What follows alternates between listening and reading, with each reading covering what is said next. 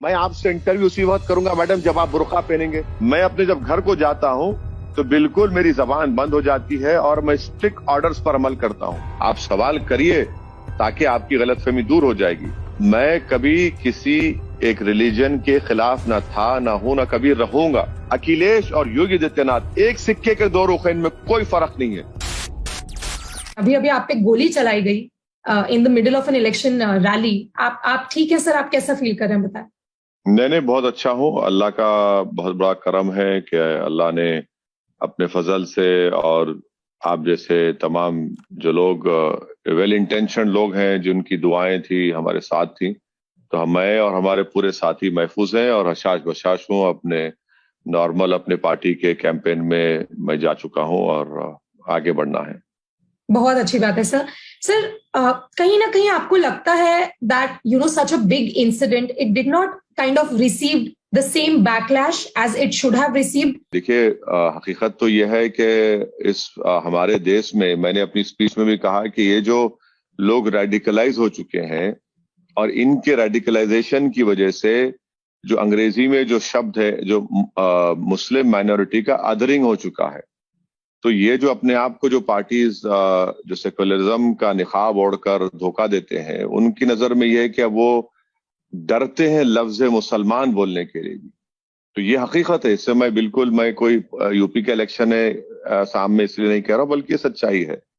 अब मगर मुझे उम्मीद है कि यूपी की जनता हो या देश की जनता हो, ये इन गोली चलाने वालों का जवाब बैलेट से देगी, नफरत का जवाब मोहब्बत से देगी, और जो लोग दबाना चाहते हैं, हमारी आवाजों को बंद करना चाहते हैं, वो अपनी हिस्सेदारी की लड़ाई में लड़के उसको हासिल करेगी। मगर ये बताता है कि किस तरीके से ये लोग बिल्कुल बेखौफ होकर इस तरह की हरकतें कर रहे हैं। और एक पिछले 2.5-3 महीने से ये लोग रेगुलर हमारी जनसभाओं में, मीटिंग्स में आ रहे थे और पूछते भी थे दौलाना में लोगों से कि भाई ओवैसी साहब कब आ रहे हैं यहाँ पर, बताइए हमको क्या प्रोग्राम है।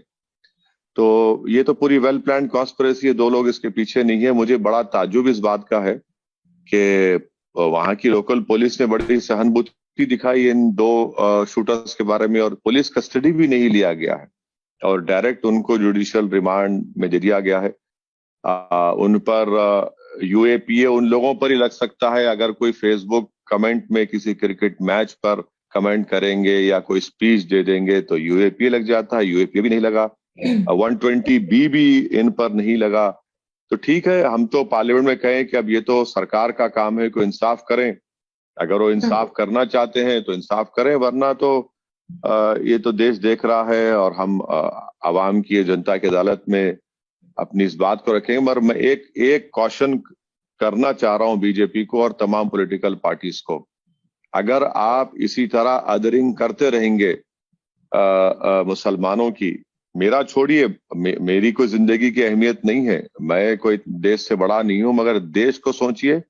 अगर यही आपका मेंटल माइंडसेट बना हुआ है तो याद रखिए, ये मेजॉरिटेरियन फॉर्म नहीं बल्कि हमारी पॉलिटिक्स जो इजराइल में आज हो चुकी है, ऐसे कई एक्सट्रीम व्यू पॉइंट्स जो इजराइल में है, वही तरह यहां पर हो जाएगा। और इन तमाम बीजेपी पार्टी को, दीगर पार्टीज को सोचना है कि ये रेडिकलाइज क्यों हो रहे हैं।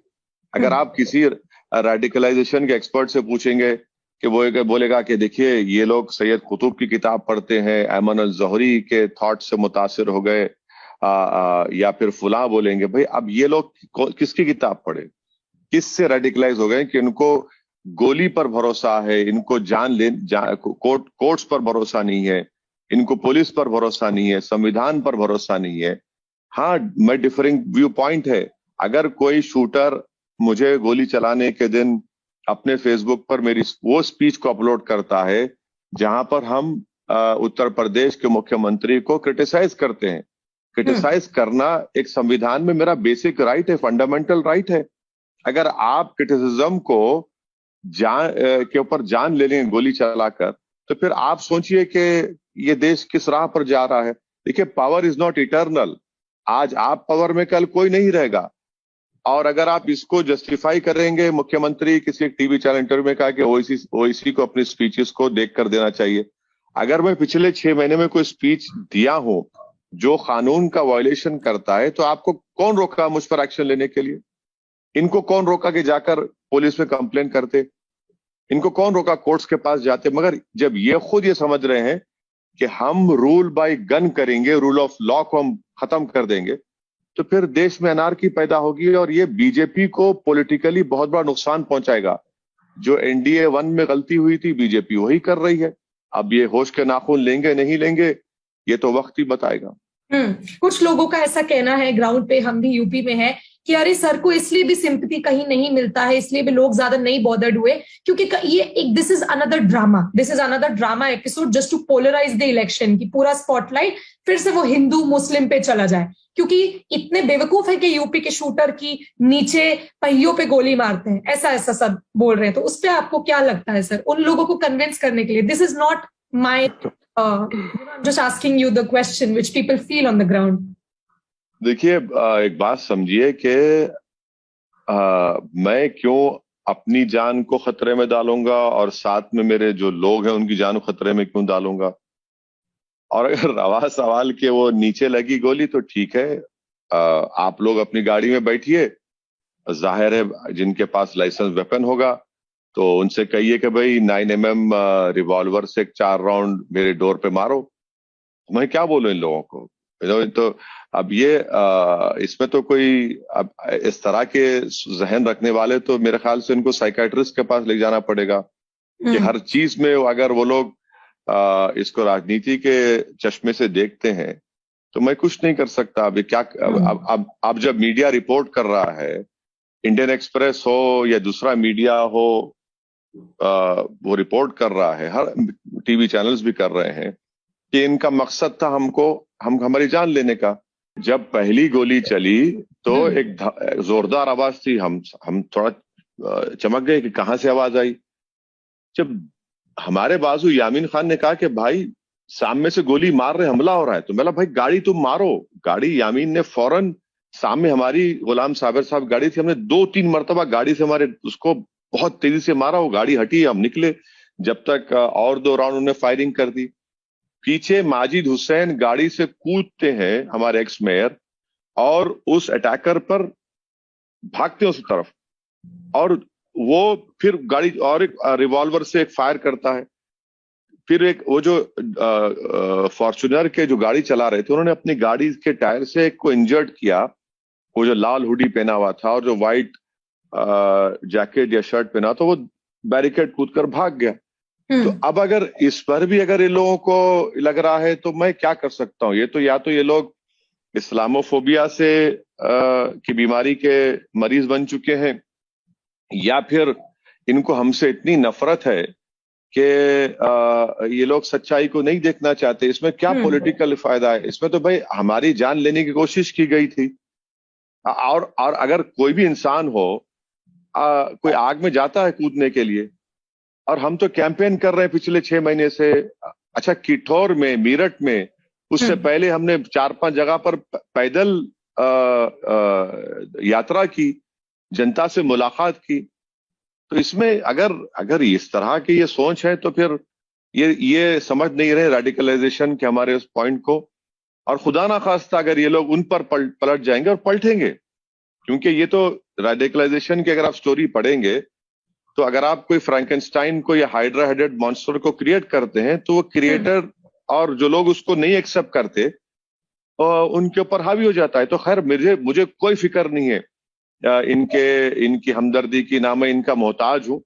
मैं हमेशा जमीन और आसमान के बनाने वाले का मोहताज रहूंगा, और पॉलिटिकली जनता के हम मोहताज हैं। अब ये बड़े बड़े लोग हैं, इनके पास बड़ी थ्योरीज है, तो ठीक है, मैं अपना सफर तो जारी रखा हूं, मेहनत करते रहेंगे। सर, आप बोल रहे हैं कि आपको नहीं लगता कि ये 2 लोगों की सिर्फ बात है, ये बहुत आपको लार्जर कॉन्स्पिरेसी लग रहा है? Who do you think is behind this larger conspiracy? नहीं, मैं XYZ या ABCD नहीं कह सकता, आपको पिन पॉइंट नहीं कर सकता, मगर मुझे यकीन है कि ये 2 लोग नहीं है।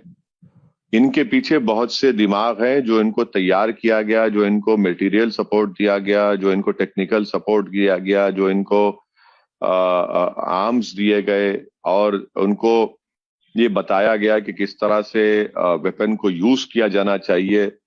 और अगर आप कोई बैलिस्टिक एक्सपर्ट को, मेरी बात की यकीन मत करिए, उनको बिठाकर पूछिए कि जिस तरह से स्ट्रेट आर्म रखकर वो लोग मारते हैं ना, तो उसको क्या बोलते हैं, कुछ वो टर्मिनोलॉजी में नहीं, वॉर काउचिंग कुछ बोला जाता है उसको।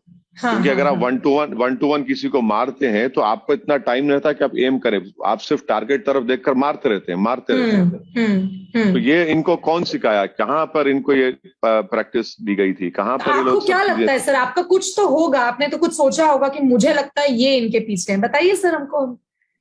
नहीं, मैं तो हम तो यही कह रहे हैं ना, इसीलिए अगर पुलिस कस्टडी लेती है उनकी 1-2-3 दिन के लिए, उनके ऊपर 120B की धारा लगती, और जैसा कि आप पुलिस कस्टडी नहीं लेना चाहते, बड़ी सहानुभूति नरमी दिखाते हैं उनके ऊपर आप। और मैं आपको एक बैकग्राउंड देना चाह रहा हूं, मैं ये नहीं कह रहा हूं कि वो पॉसिबिलिटी है।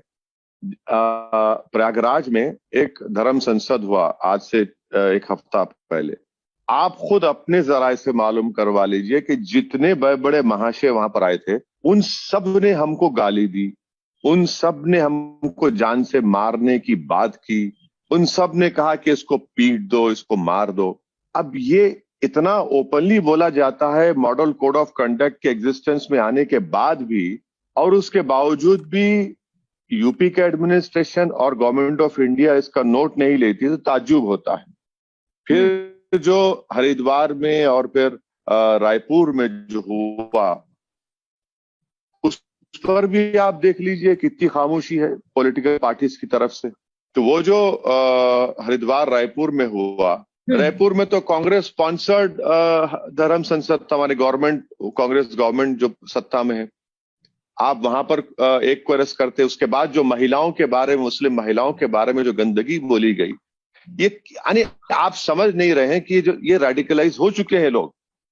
अगर आप इनके रेडिकलाइजेशन को एक्सेप्ट नहीं करेंगे तो फिर आप तो देश के साथ आप धोखा कर रहे हैं। तो आप बोल रहे Congress is also responsible for this radicalisation?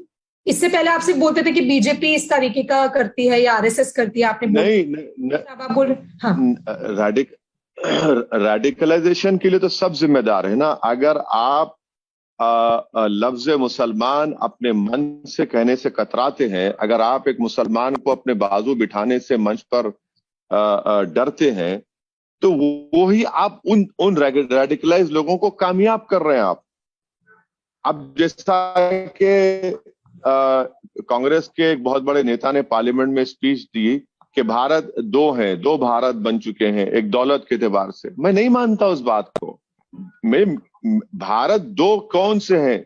सच्चाई ये है कि एक मोहब्बत पर जो भारत हमारे मुजाहिदीन आजादी ने बनाने का ख्वाब देखा था और उसको बनाने की कोशिश कर रहे हैं। जो भारत की बुनियादें हैं आजाद हिंदुस्तान की आजादी की, वो मोहब्बत पर बनाई गई। उसकी मिसाल संविधान है। संविधान के अगर आप आर्टिकल्स पढ़ेंगे तो उसमें नफरत नहीं है, मोहब्बत है। अब जो भारत बन रहा है वो नफरत की बुनियाद पर बन रहा है। आप इस पर बात ही नहीं करेंगे। भाई इतनी नफरत क्यों पैदा हो रही है? कहां पर पैदा हो रही है? क्यों पैदा हो रही है? इसके जिम्मेदार आप लोग हैं। जहां पर उन स्टेट्स में आपकी सरकार है, जहां पर बीजेपी भी है, जहां पर कांग्रेस भी है, जहां पर मुख्तलिफ रीजनल पार्टीज हैं, आप ही तो कर रहे हैं ना। अगर आप ही उस एजेंडे को, या तो आप खामोश बैठ रहे हैं, या फिर आप उसको टैकल नहीं कर रहे हैं, या फिर आप बिल्कुल उसको नजरअंदाज कर दे रहे हैं, तो फिर आप उस मोहब्बत को कहां पर आप बढ़ावा दे रहे हैं? करेक्ट है सर। आपने जेड सिक्योरिटी लेने से भी मना कर दिया असद साहब। मेरा मानना यह है कि जो लोग हमको वोट डालते हैं, जो आम जनता है, आप उनको सुरक्षा प्रोवाइड करिए, उनका तहफ्फुज़ करिए, उनको सिक्योरिटी दीजिए। जब उनको सिक्योरिटी मिलेगा तो एमपीज ऑटोमेटिकली सेफ हो जाएंगे। ये कौन सी बात है कि ओवैसी को जेड कैटेगरी मिलेगी और पीलू खान को, इखलाक को, हाथरस की वो बच्ची को, जिसका आपने एक तारीखी हिस्टोरिकल उसका कवरेज किया था, उनको आप नहीं देंगे? ये एक उल्टा मामला है। क्यों भाई? एक आम जो गरीब है, जिस पर जुल्म किया जा रहा है, जो वल्नरेबल है, और उनको मारने वालों में कोई डर नहीं है, कानून का ना पुलिस का। आप उनको प्रोवाइड करिए। और मैंने कहा कि जेड कैटेगरी मुझे नहीं चाहिए, बल्कि मुझे अब ए कैटेगरी का शहरी बनाइए। जो मेरा शुरू में जो बात की थी, द अदरिंग ऑफ मुस्लिम्स जो हो रहा है, उसमें ए कैटेगरी का सिटीजन बनाइए, शहरी बनाइए, ताकि मेरी जान की कीमत, आपकी जान की कीमत और इक्वल अपॉर्चुनिटीज जो आपको मिल रहे हैं मुझे ही मिले। बराबरी की, हिस्सेदारी की जो बात है, इक्वालिटी की जो बात संविधान करता है, वो सब्सटैंटिव इक्वालिटी की बात करता है ना। तो आप सब्सटैंटिव इक्वालिटी क्यों नहीं पैदा करते? आप सिर्फ हमको एक वोटर एटीएम की वोट की मशीन समझते, और हमारे दिमागों में प्रोग्राम कर दिया गया, खासतौर से मुसलमानों के, कि आपको सेकुलरिज्म के कूली बना दिए और हराओ कम्युनल पार्टीज को। क्या मुसलमान यही करते रहेंगे और आप फिर इनको दबाते भी रहेंगे? ये रेडिकलाइजेशन पे आप कुछ बोलेंगे नहीं, शब्द नहीं बोलेंगे, आप हिस्सेदारी की बात नहीं करेंगे, ये कैसे होगा बताइए फिर आप? तो आप उन जगह पे जहां बीजेपी का हारने का चांस है, आप ऑपोजिशन को हार्म करने के लिए आप चले आते हैं। तो इस पे आपका क्या है सर रिएक्शन? मेरे को एक बात बताइए मैडम, 2019 का लोकसभा चुनाव तो मैं नहीं लड़ा, आपने सपा और बसपा से अलायंस किया। उस नेता को इतनी अकल होनी चाहिए कि भाई 75% मुसलमानों ने झोली भर भर कर खैरात के तौर पर तुमको वोट दिया, उसके बावजूद भी तुम्हारे पार्टी से 5 जीते, 3 मुसलमान, एक पिताजी और एक बेटा। 15 लोकसभा सीट सपा और बीएसपी निकाल पाई। फिर आप हार गए कैसा भाई? क्यों हार गए? 2014 में नहीं लड़ा, आप क्यों हार गए? बीजेपी को 75 के करीब शायद एमपी के सीट्स पर कामयाबी मिली। 2017 हम लड़े, चलिए जितने सीट हम 30, 35, 30, 32 लड़े, 400 है ना, वहां पर क्यों नहीं जीत पाए आप? और फिर हम ये कहना कि आप हमारा खेल बिगाड़ने आए। आप क्या वोटर को अपना कैदी और गुलाम समझते हैं? ये आपकी मानसिकता है, ये आपका माइंडसेट है? आप बताइए ना। आपने, अगर आप सत्ता में थे जब मुजफ्फरनगर का कांड हुआ, आपने केसेस में चार्जशीट नहीं डाली, आपने जिन मुस्लिम महिलाओं का रेप हुआ उनसे आपने मुलाकात तक नहीं की, आपने सफाई में और कल्चरल गाने का प्रोग्राम बनाया, मुंबई से फिल्म स्टारों को उतारा और कैंपों को आपने रोन दिया वहां पर। आपने योगी आदित्यनाथ के खिलाफ केस सैंक्शन नहीं किया। कहां से मैं बोल रहा हूं? कैरावान की मैगजीन की रिपोर्ट है, आप सैंक्शन नहीं दिए केस लड़ने का। आप खुद करते हैं ना ये चीजें, और आप हम पे उंगली उठाते हैं कि खेल बिगाड़ रहे हैं। मैं हिस्सेदारी की बात कर रहा हूं, मेरी जिंदगी, मेरी लड़ाई नहीं है ये। अब उत्तर प्रदेश के अल्पसंख्यक समाज, पिछड़ा समाज ये तय कर चुका है कि जैसा बीजेपी एक नारा लगाती कि हम नून खाएंगे और पार्टी को जिताएंगे, समाजवादी के लोग बोलते कि भैया तुझ पर हमारी जवानी कुर्बान, तुझको जिताएंगे। अब ये दबा हुआ समाज, अल्पसंख्यक समाज ये नारा लगा रहा है कि रोटी नून नहीं खाएंगे, दरी नहीं बिछाएंगे और पतंग और भागीदारी परिवर्तन मोर्चा को जिताएंगे। आप अपनी गलतियों को देखते ही नहीं है ना। अगर आप कोविड के सेकेंड वेव में अखिलेश यादव कहां नजर आए बताइए? हाथरस जब हुआ कहां नजर आए? आप खुद बोलिए मैडम, आपने हाथरस को कवर किया था, कहां नजर आए वो? और अरे आप हार जाएंगे। अच्छा, ये मैनपुरी से मुलायम सिंह यादव साहब की मेजोरिटी क्यों कम हो गई? मेरी वजह से। आप क्या कर रहे हैं? और जितने आपके मुस्लिम नेता समाजवादी के हैं, उनके एक सहयोगी एलाई पार्टनर्स कह रहे हैं कि 45% टिकट्स अखिलेश यादव ने अपने पार्टी के मुस्लिम नेताओं के काट दिए। मैं नहीं कह रहा हूं, वो कह रहे हैं, आप खुद काट रहे हैं। आप तो ये समझ रहे हैं कि मुसलमान के पास कोई चॉइस ही नहीं है, ऑप्शन नहीं है, वो हालत मजबूरी में हमको वोट देगा नहीं, अब विकल्प है। एमआईएम एक विकल्प के तौर पर उभर चुका है और हम पिछले 5 साल से काम कर रहे हैं, ये जानते नहीं है। हमारे 18-19 जिला परिषद में हम नंबर जीत कर आए, 20-22 पर हम सेकंड नंबर पर आए, 12-15 पर तीसरे नंबर पर आए। हमारा संगठन है। अच्छा, यही समाजवादी पार्टी महाराष्ट्र में शिवसेना की सपोर्ट करती है। इनकी जबान बंद हो जाती है जब उद्धव ठाकरे महाराष्ट्र के असेंबली में खड़े होकर कहते हैं कि हमारे पार्टी के मेंबर्स ने बाबरी मस्जिद को डिमोलिश किया। वहां पर इनकी जबान नहीं खुलती। क्यों नहीं खुलती जबान इनकी? अच्छा, और एक बात, ये समाजवादी के जो 45 एमएलए जीते उसमें मुसलमान जीते। आप रिकॉर्ड निकाल लीजिए, या इनको देने के लिए बोलिए कि उत्तर प्रदेश की विधानसभा में आपने अल्पसंख्यक समाज मुसलमानों के डेवलपमेंट के लिए क्या पूछा? आपने कितने सवाल किए? 22 मुसलमानों को CAA NPR NRC के प्रोटेस्ट में गोली मारकर उनको जान ले ली गई, और justice Sudarshan Reddy fact finding committee supreme court जज, उन्होंने कहा कि उनकी जान लेने के लिए उनको कत्ल कर दिया गया। आपने उठाया वहां पर असेंबली में? आपने पूछा योगी से? मदरसा मॉडर्नाइजेशन सेंट्रल गवर्नमेंट की स्कीम है जिसमें स्टेट गवर्नमेंट को अपना शेयर देना है, 5 साल से एक पैसा नहीं देते हैं। किसने उठाया? मैंने उठाया, क्वेश्चन डाला, मुख्तार अब्बास नकवी को मजबूर किया, मगर अभी तक पैसा नहीं मिलता है। आप करते क्या है? आप चलिए मेरे साथ, जहां जहां मुस्लिम बाहुल इलाके हैं जो कहते हैं ना कि इनका वोट काट रहे हैं, इंसानों के रहने की बस्ती है वो। स्कूल नजर आता है तुमको वहां पर, अस्पताल नजर आता है वहां पर, गंदगी भरी हुई है, ढेर पड़े हुए हैं कचरे के, और आप कहते हैं कि वोट डालो। आप ये भी नहीं करते जहां से आपका विधायक जीत कर आता है। कौन सा आपने काम किया? संभल की मिसाल ले लीजिए, कहां बनता है आपका तहसील का ऑफिस? संभल के बाहर। कौन सा आपका कंट्रीब्यूशन है बताइए। आप सिर्फ ये कह रहे हैं कि बीजेपी को हराओ और हमारे से दरी बिछाओ। हम ये नहीं कर सकते ना, ये नहीं होना चाहिए। हम ये चाह रहे हैं कि हिस्सेदारी मिले, लीडरशिप पैदा हो जो अखिलेश यादव की गुलामी से, उनके खौफ से आजाद हो जाए। इश्यूज है ना भारत की जमहूरियत में। जब रियलिटी क्या है कि हर समाज के एक नेता है, उनकी लीडरशिप है जिससे डेमोक्रेसी मजबूत होती है, उनकी आवाज उठती है।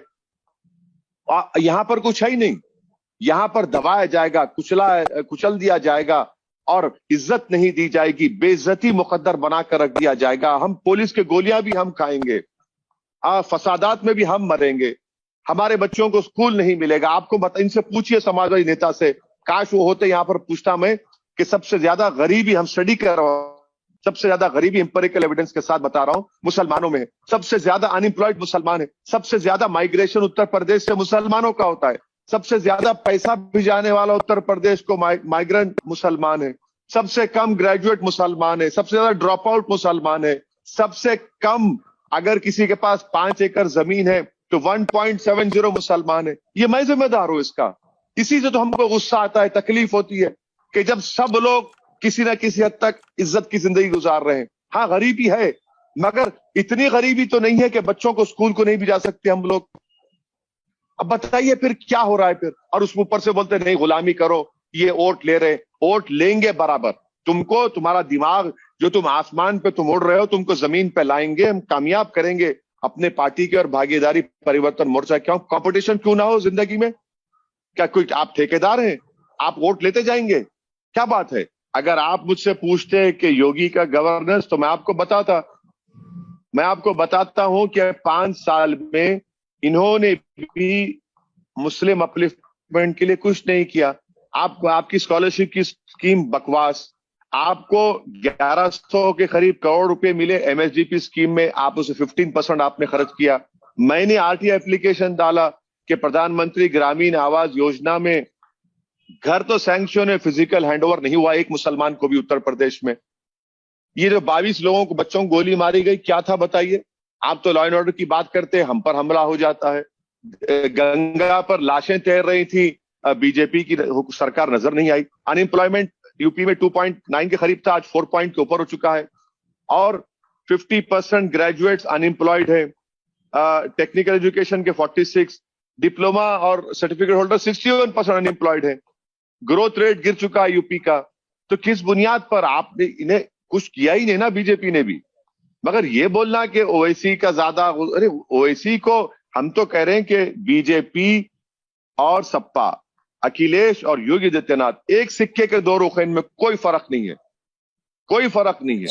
एक मुस्कुराकर मुस्लिम लीडरशिप को अपनी पार्टी में खत्म कर रहा है, और एक खुलेआम डिसएम्पावर कर रहे हैं, मुस्लिम समाज को उनका शेयर नहीं दे रहे हैं। तो ये बी टीम जो है सर, इसका क्या मतलब है? ये मुझे तो सही में, मैं ऑनेस्टली मतलब आपसे जानना चाह रही हूँ as a person who doesn't understand, let's say doesn't understand politics at all, normal जनता। सब लोग मुझसे पूछते हैं कि असद सर से जरूर पूछिएगा ये बी टीम क्यों बोला जाता है उनको? बी टीम ये क्या चीज है sir, B team of BJP? अब इन लोगों को बताना पड़ेगा कि तो हम कह रहे हैं ना कि भाई 19 में आप कैसे हार गए। आप थे क्या बी टीम? आपने 14 में आप हार गए, आप थे बी टीम, हम तो नहीं लड़े। 17 में तो आप और राहुल गांधी मिलकर लड़े, बीएसपी लड़ी। अच्छा एक बात बताइए मैडम, ये कभी आपने सुना इनकी जबान से कि भाई हम हार गए क्योंकि हमको हमारे यादव ने वोट नहीं दिया, हमको हमारे वाल्मीकि पासी ने वोट नहीं दिया? कभी नहीं बोलेंगे। इनकी जबान हिम्मत नहीं करेगी बोलने के लिए, इसलिए कि अपने समाज से बड़ी इज्जत करते हैं। और जब बात आएगी अल्पसंख्यक समाज मुसलमान की, तो वोट खाने आया ओवैसी। अरे तुम हार गए, तुमको क्यों हारे तुम? डेटा है ना, सीएसडीएस का डेटा है। बिहार में हम चुनाव लड़े, आप अलायंस करने के लिए तैयार नहीं थे। 19 सीट लड़े, मैं बोल बोल के थक चुका हूं। हम 5 जीते, 9 पर गठबंधन जीता, 6 पर बीजेपी जीती, एनडीए जीता। और वो 9 और 6 मिलाकर देखिए, जहां पर हमारे वोट हमने लिए वो इतने नहीं थे कि हम जहां पर 9 गठबंधन जीता वहां पर बीजेपी जीत जाती, बल्कि जहां पर 6 एनडीए जीती वहां पर वो जीत जाते। आप तो हर जगह हार रहे हैं ना। आप तो कंपटीशन कर रहे हैं नरेंद्र मोदी से कि हम आपसे बड़े हैं, हम आपसे ज्यादा वो हैं, तो आप ही तो कर रहे हैं। और बी टीम का जहां तक मामला है, मैं कह रहा हूं कि मैं ए प्लस टीम हो चुका हूं, अभी तरक्की मुझे मिल चुकी है। अच्छा। हाँ, मैं यकीनन अपने घर में बी टीम हूं। मैं इस बात को ऑफिशियली मानता हूं कि मेरे घर में मैं बी टीम हूं, क्योंकि मैं अपने जब घर को जाता हूं तो बिल्कुल मेरी जबान बंद हो जाती है और मैं स्ट्रिक्ट ऑर्डर्स पर अमल करता हूं। किसकी बाहर सर? निकल, अब वो छोड़ दीजिए, वो आपको कभी हम घर बुलाएंगे, आपको हकीकत का अंदाजा हो जाएगा। मैम की बात कर रहे हैं आप? नहीं, अभी किसी की बात नहीं कर रहे हैं। घर को जाना है वापस हमको, मार्च के बाद चले आएंगे। तो अब पूरे दरवाजे तो अब सब दरवाजे बंद हो चुके हैं, एक दरवाजा खुला है, उसको खुला करने दीजिए। पर जो लोग को ज्यादा नॉलेज नहीं है, जो लोग अपनी जिंदगी जी रहे हैं, ज्यादा ये पॉलिटिकल है, ज्यादा पॉलिटिकल नॉलेज नहीं है, वो थोड़ा सा घबराते हैं आपसे। उनको लगता है कि आप एक तरीके से, जैसे अगर वो कहते हैं कि अगर बीजेपी को हम एक एक्सट्रीम बोलते हैं तो आप ऑपोजिट एंड का एक एक्सट्रीम ही है। आप भी कभी कभार एकदम गुस्से में हो जाते हैं, हिंदू विरोधी बातें कभी कभी कर देते हैं। आपके भाई भी हैं, अकबर सर भी हैं, वो भी प्रोवोकेटिव स्पीचेस देते हैं। तो कभी कोई ओवैसी सर को क्यों नहीं पूछता है? तो मैंने कहा अच्छा चलिए हम रखें आपका सवाल सामने। मैं आपके जिन लोगों ने आपसे इस तरह का सवाल किया, मैं उनका शुक्रिया अदा करता हूं। आपको सवाल करने का इख्तियार है, बराबर है, आप सवाल करिए ताकि आपकी गलतफहमी दूर हो जाएगी। मैं कभी किसी एक रिलीजन के खिलाफ ना था, ना हूं, ना कभी रहूंगा। और अगर मेरी कोई किसी एक पर्टिकुलर रिलीजन के खिलाफ कोई बात है तो प्लीज आप मुझे बताइए, मुझे आप आकर मेरे सामने पूछिए, देखो ये तुमने कहा था, बताओ इस पर क्या कहना है। अगर मैं कमजोरों मजलूमों का, अल्पसंख्यक समाज के जस्टिस का मुतालबा कर रहा हूं तो भाई वो तो जरूरी है ना। संविधान में सब्सटैंटिव इक्वालिटी की बात कही गई है। अब मेरे पास हैदराबाद में कई नॉन मुस्लिम कॉर्पोरेटर्स है। अच्छा, उनका सवाल देने के लिए मैं बता रहा हूं, अमित शाह जिस वार्ड में आए थे वहां पर उन्होंने कैंपेन किया जीएचएमसी हैदराबाद के इलेक्शन में। उस वार्ड को हम जीते जहां पर 20,000 नॉन मुस्लिम वोटर्स थे, जिसमें 10,000 के करीब बंगाली वोटर्स थे। बीजेपी के एक एक्स सीएम आकर पुराना पुल वार्ड में काम किए। मेरे पार्टी से राजमोहन ने चौथी मर्तबा कॉर्पोरेटर बना 10,000 की लीड से। एक कारवान में स्वामी यादव है, वहां पर पूरे ओबीसी समाज ने मिलकर कहा कि नहीं, एमआईएम हमारा काम करती है, हम बीजेपी को काम नहीं करेंगे, वोट नहीं डालेंगे। वहां पर कामयाबी मिली। औरंगाबाद में हम लोग मेन अपोजिशन पार्टी थे, वहां पर बड़ी तादाद में हमारे नॉन मुस्लिम दलित भाई भी थे, कॉर्पोरेटर है। तो ये तो एक प्रोपेगेंडा है, इसका शिकार मत होइए। आपने अच्छा किया मुझसे सवाल करके। मैं सर ये आपसे जानना चाहूंगी, अभी स्कूल में सर, कर्नाटका में स्कूल में बच्चियां इतने टाइम से स्कूल के बाहर बैठी हैं, वो हिजाब पहनती हैं, उसके ऊपर भी उनको स्कूल से निकाल दिया गया है, उनको क्लास अटेंड नहीं करने दिया जा रहा, और इस बात को बहुत लंबा समय हो गया। जहां तक ये जो कर्नाटका का मामला है, अगर बीजेपी का अगर आप देखेंगे रैली हो रही है और बीजेपी की रैली में सबको बुर्का पिना कर लाकर बिठाते हैं नकाब के साथ। अब आप ये बताइए कि भैया वहां बैठेंगे और आपको प्रॉब्लम नहीं है, उनको लाकर आप बिठाएंगे, लाया गया, बैठे, क्या है वो नहीं मालूम, मोबिलाइज किया गया। अब आप कहते हैं कि मोदी जी कहते हैं कि मैं मुस्लिम महिलाओं का भाई हूं, मैं इनको पावर करना चाहता हूं, मैंने ट्रिपल तलाक को खत्म कर दिया, हम बेटी बचाओ बेटी पढ़ाओ की बात करते हैं। अगर मैं, देखिए, सुप्रीम कोर्ट ने चॉइस को एक फंडामेंटल राइट करार दे दिया, चॉइस को 377 के मामले में सब। भाई जब चॉइस एक फंडामेंटल राइट बन चुका है तो मैं क्या पहनता हूं, कैसे पहनता हूं, आप होते कौन है मुझे रोकने वाले? आप होते कौन है? Choice is a fundamental right, आप होते कौन है मुझे रोकने वाले? अगर वो बच्चियां हिजाब और निकाब पहनकर आ रही हैं तो पढ़ने आ रही है ना। और अफसोस की बात यह है कि कुंडू कमेटी की रिपोर्ट आप पढ़ लीजिए जो 2014 अक्टूबर में प्रोफेसर कुंडू ने नजमा हेपतुल्लाह जब मिनिस्टर ऑफ माइनॉरिटी वेलफेयर उनको दी, उस रिपोर्ट में लिखा गया कि the biggest cause of Muslims drop out is financial wherewithal. अब जब अब ये कॉज है और उन्होंने कह दिया कि ड्रॉप आउट रेट दलितों से ज्यादा है मुस्लिम समाज में, कुंडू कमेटी की रिपोर्ट में, आप क्यों रोक रहे हैं उनको स्कूल से? भाई वो हिजाब पहनकर आ रही है, नकाब पहनकर, क्या फर्क पड़ता है उसमें? वो तो कोई, अगर आपको लगता है कि वो एक अच्छी चीज नहीं है तो ठीक है, आप तो रखिए, मगर आप कैसे मजबूर करेंगे? मैं कपड़े कैसे पहनूं आप तय करेंगे, मैं खाना क्या खाऊंगा आप तय करेंगे, मैं क्या बोलूंगा आप तय करेंगे, मैं कैसे जीऊंगा आप तय करेंगे। अब नहीं करूंगा तो गोली मारेंगे या मेरा समाजी बाइकआउट करेंगे। यही तो कह रहा हूं, ये रेडिकलाइजेशन नहीं है तो क्या है? भाई वो बच्चियां अगर किसी स्कूल में जा रही हैं तो उसको वेलकम करिए ना। वो समाज से आती है जहां पर उनका लिटरेसी रेट, उनका ड्रॉप आउट रेट बहुत कम है, और फीमेल लिटरेसी रेट तो मुस्लिम महिलाओं में दूसरे महिलाओं से सबसे कम है। आप तो वेलकम करना चाहिए ना। आपको ऑब्जेक्टिव, इस देश का ऑब्जेक्टिव अचीव हो रहा है। अगर इस देश में 14% मुसलमान ताकतवर हो जाएंगे, यानी बराबरी पर आ जाएंगे दूसरे कम्युनिटीज के, तो देश ही ताकतवर बनेगा ना, देश को मजबूती मिलेगी। ये कौन सा माहौल बनाया जा रहा है कि इनको डराओ, इनको दबाओ और फिर इन बताओ कि इनसे डर हमको खतरा है। सर तो आपको सोल्यूशन क्या लगता है, ये जो अभी हो रहा है देश में, इसका आपको सोल्यूशन क्या लगता है सर? कैसे किया जाए इस चीज को ठीक, और जनरल पब्लिक का माइंडसेट किस तरीके से बदला जाए सर? अब तो मतलब नहीं, इसका सोल्यूशन एक ही है कि मुस्लिम समाज को अपनी, चाहे वो कल्चरल आइडेंटिटी हो, पॉलिटिकल आइडेंटिटी हो या कुछ भी हो, आपको उसको उस पर कायम रहना पड़ेगा। आप कॉम्प्रोमाइज नहीं कर सकते। आप कॉम्प्रोमाइज क्यों करें जब संविधान और सुप्रीम कोर्ट के जजमेंट्स आपको इस बात का इख्तियार देते हैं कि choice is a fundamental right. आप उस चॉइस पे इख्तियार कर रहे हैं।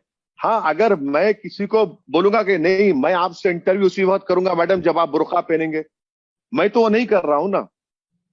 और दूसरी बात यह है कि जब तक ये सो कॉल्ड जो अपने आप को पॉलिटिकल पार्टी सेकुलर कहते हैं, आप चेंज करिए ना अपने आप को। आप डरते क्यों है बीजेपी से? आपको ये लगता है कि अगर हम इनकी बात करेंगे तो हमको दूसरी कम्युनिटी का वोट नहीं मिलेगा। अरे भाई, आपको फर्क दिखाना पड़ेगा ना बीजेपी से, तभी तो बीजेपी को हरा पाएंगे आप, वरना तो फिर ओरिजिनल है तो क्लोन को क्यों एक्सेप्ट करेगा कोई भी? नहीं, पॉलिटिकल पार्टी तो सर एक बात हो जाती है, बीजेपी को हराना ना हराना, लोगों का सोच जो होता जा रहा है, घरों घरों तक अब इस तरीके का माहौल हो गया है। आपको उसका सोल्यूशन क्या लगता है सर? किस तरीके से लोगों को ये बात समझाई जाए कि हम लोग सब ऐसा था ही नहीं, सब एक साथ बड़े हुए हैं, सब एक साथ पले बड़े हैं, तो वो लोगों का दिमाग में किस तरीके से ये बात पहुंचाई जाए? आप उसके लिए क्या कर रहे हैं? आप इतने बड़े मुस्लिम लीडर हैं, आप उसके लिए कैसे, क्या सोल्यूशन है आपके हिसाब से? आप इतने बैरिस्टर हैं सर, आप संविधान को आप इन टोटल इंप्लीमेंट करिए, उसके स्पिरिट को समझिए। अगर आप हर चीज में राजनीति करेंगे और आप कानून बना दिए कर्नाटका में कि इस तरह कपड़े नहीं पहन सकते, आप होते कौन है भाई कपड़े आप पहनने वाले? कैसे कपड़े पहनूं ना पहनूं मैं? आप तो संविधान की धज्जियां उड़ा रहे हैं। और जहां तक मेरी बात सुनेंगे आप, मैं जब हैदराबाद में स्कूल में पढ़ता था कॉलेज में पढ़ता था, जो हमारे आज भी मेरे दोस्त हैं। जैसा कि मिसाल के तौर पर मेरे एक दोस्त हैं किशोर ने जब हम पे हमला हुआ तो उन्होंने मुझसे फोन किया। आप यकीन नहीं करेंगे कि किशोर की आंटी मदर ने और किशोर की आंटी ने, जो हमारे गौतम एक दोस्त है, उनके वो एमएलए भी है आंध्रा में, रोकर मुझसे बात किए कि बेटा हम प्रार्थना कर रहे थे, हम बहुत, मैंने लिटरली दे वर शॉक्ड, रो रहे थे। यही तो चीज की जरूरत है। और मिलना चाहिए, बातचीत होना चाहिए, डायलॉग होना चाहिए। ठीक है, एग्री टू डिसएग्री करिए।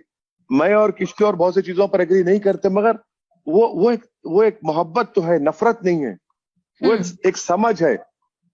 मगर अगर वही आप इसको खत्म कर देंगे तो सोशल फैब्रिक कहाँ रहेगा?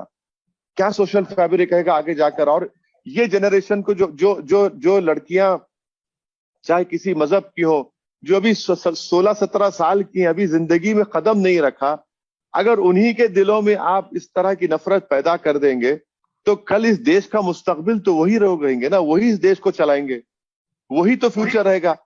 तो अब फिर आप कौन सा पैगाम दे रहे हैं उनको? क्या आप कर रहे हैं? कितनी नफरत उनके उन नौजवान यूथ में, बल्कि अभी तो यूथ में भी नहीं खत्म रखा, अब उनमें उनके दिलो दिमाग में डाल रहे हैं, और अपने सियासी रोटी के फायदे के लिए। और आप एक डालता है, एक खामोश बैठे रहता है, खाली उसमें से एक दो स्टेटमेंट दे देते हैं। ये ठीक नहीं हो रहा है, ये बिल्कुल गलत है। इंटरेक्शन होना चाहिए, डायलॉग होना चाहिए। हाँ, यकीनन आपको भारत देश का तो कोई रिलीजन नहीं है। भारत देश उनको भी मानता है जिनका कोई रिलीजन नहीं है। यही तो इस मुल्क की खूबसूरती हमको समझने की जरूरत है। और हम इस खूबसूरती को, इस मोहब्बत को अगर हम अपने हाथों से कमजोर करेंगे तो फिर ये तो अच्छा नहीं होगा। Sir, do you consider yourself a national leader, or do you consider yourself first a leader who is right now working, focusing to uplift the Muslim community of this country? I am not at all a leader. मैं मुबारकबाद देता हूं उन लोगों को जो अपने आप को लीडर समझते हैं, बनना चाहते हैं, बन जाइए। मुझ पर एक जिम्मेदारी अवाम ने दी है, मेरी पार्टी की जिम्मेदारी मेरे पार्टी के लोगों ने दी है। मैं उस जिम्मेदारी को निभाने की कोशिश कर रहा हूं। और मेरा पूरा यकीन भारत के संविधान में है, और भारत का संविधान मुझे इस बात की इजाजत देता है कि सब्सटेंटिव इक्वालिटी को हासिल करो। बाबा साहेब अम्बेडकर ने जब प्रियम्बल में लिखा लिबर्टी, इक्वालिटी, फ्रेटर्निटी, जस्टिस, तो इसको हासिल करना है। ये टूल्स हमको दिए गए हैं और उसको हासिल करने के लिए हम कोशिश कर रहे हैं। हाँ, मेरे जिंदगी का मकसद ये है कि मुसलमान समाज में लीडरशिप बने। मैं अपने लिए नहीं कह रहा हूं, मुस्लिम समाज में लीडरशिप बने, पॉलिटिकल लीडरशिप बने, एजुकेशन में लीडरशिप बने, जर्नलिज्म में वो लोग आगे आए। ये हर महज पर हम कोशिश करना चाह रहे। इससे समाज मजबूत होगा, इससे कोई टूटने की बात तो नहीं हो रही ना। जब आपका एम्पिरिकल डेटा कहता है कि हर मैदान में मुसलमान पीछे है, तो हमारी ख्वाहिश है कि भाई आगे आए वो और उनको उनका हिस्सा मिले। क्या आप सबको साथ में लेके चलते हैं, या सिर्फ ज्यादा फोकस फिलहाल मुस्लिम कम्युनिटीज पे किया जा रहा है, कि सभी के हित के बारे में आप सोचते हैं? देखिए, नहीं, आपने सवाल, अच्छा सवाल किया। मेरी कोशिश, मेरी जिद्दोजहद यही है कि जो सबसे नीचे कौन है, जो दबावा कुचला हुआ है, चाहे वो अल्पसंख्यक समाज के मुसलमान हो, चाहे वो अति पिछड़ा समाज के लोग हो, चाहे वो दलित समाज के लोग हो, इनको उठाने की जरूरत है ना। हम किसी एक समाज के खिलाफ नहीं है, ना है, और सिर्फ एक ही समाज के अपलिफ्टमेंट की बात नहीं करते, सबकी बात करते हैं। जो जनता हमारे पास आती है, हम सबका काम करते हैं, सबकी तकलीफ को सुनते हैं, सबके लिए लड़ते हैं, सबके लिए जाकर आवाज उठाते हैं। तो ऐसा ये बात गलत है। जो लोग समझ रहे हैं उनको रियलिटी नहीं मालूम हमारी पार्टी की। सर, आपके हिसाब से आपको क्या लग रहा है उत्तर प्रदेश में आप कितना अभी सीट ले जाएंगे? आपको क्या लग रहा है उत्तर प्रदेश का अभी इलेक्शंस में क्या होने वाला है? क्वेश्चन सर, क्या लग रहा है कौन जीतेगा? मैं इतना कह सकता हूं कि 2017 से बेहतर हमारा परफॉर्मेंस होगा। अब ना तो मैं कोई ज्योतिषी हूं, ना कोई मैं सेफोलॉजिस्ट हूं। मेरे हाथ में एक पॉलिटिशियन हूं और मेरे बस में है मेहनत करना और जनता के दिल में अपनी बात को पहुंचाना ताकि वो वोट में कन्वर्ट हो। हम वो कोशिश कर रहे हैं, पर पहले से बेहतर परफॉर्मेंस होगा और उत्तर प्रदेश की जनता तय करेगी कि कौन जीतेगा, कौन सी पार्टी सत्ता में आएगी, ये सब हमको 10 मार्च के दिन सब खुल जाएगा। ये 10 मार्च को जो होगा हमें कुछ नहीं पता क्या होगा, पर अगर हो सके कि अगर बीजेपी आपके पास आए कि भैया हमको चाहिए कुछ सीट मेजोरिटी बनाने के लिए, या आपके पास सपा आरएलडी आए कि भैया हमें चाहिए कोई सीट मेजोरिटी बनाने के लिए, आप क्या दोनों में से किसी का भी साथ देंगे, या it's a clear cut no that I am not going to support either of the sides? देखिए, जब हमको चुनाव से पहले मीडिया ने सवाल किया था कि इस चुनाव में आप किसी से अलायंस करना चाहेंगे, तो हमने कहा कि हम कांग्रेस और बीजेपी को छोड़कर अलायंस के लिए तैयार हैं। मगर इसका हरगिज ये मतलब नहीं निकालिए कि हम बड़े बेचैन थे कि समाजवादी से अलायंस हो जाए। सवाल किया गया, उसका जवाब दिया गया। तो हमारी नजर में हमारा और एक ऑब्जेक्टिव है कि दोबारा उत्तर प्रदेश में योगी आदित्यनाथ और बीजेपी की सरकार ना बने। ये भागीदारी परिवर्तन मोर्चा, हमारे कैंडिडेट्स और बीजेपी की सरकार ना बने, हम इस पर काम कर रहे हैं, मेहनत कर रहे हैं, जनता को समझाने की कोशिश कर रहे हैं। इसका मतलब अगर सपा आएगी तो आप हो सकता है आप उनका साथ दे दें, अगर उन्हें मेजोरिटी बनाने के लिए कुछ सीटों की जरूरत हो? नहीं, देखिए, ये उत्तर प्रदेश की जनता तय करेगी और 10 मार्च के दिन नतीजा निकल कर आएगा। मैं नहीं बता सकता कि क्या होगा, क्या जो स्पेकुलेट करना बहुत गलत है, और खास तौर से उत्तर प्रदेश के बारे में। That is correct. घर पे आपका क्या माहौल होता है? कभी कभार बोलते हैं सर आपके बच्चे या मैम बोलती होंगी कि अरे क्या तुम कहाँ फंस गए हो, इसको सब छोड़ो और निकलो इसमें से? अब बस अल्लाह का करम है कि अल्लाह ने हमको मौका दिया गरीब मजलूम अवाम के ताल्लुक से इंसाफ की लड़ाई लड़ने के लिए।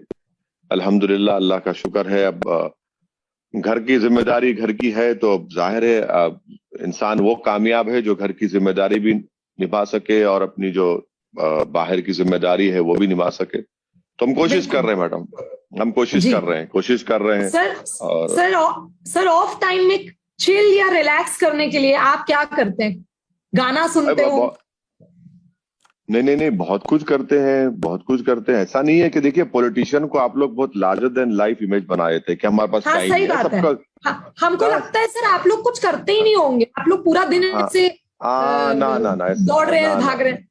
नहीं, गलत बात है। यकीनन टाइम मिलता है और टाइम निकालना भी चाहिए आपको, ऐसा नहीं है।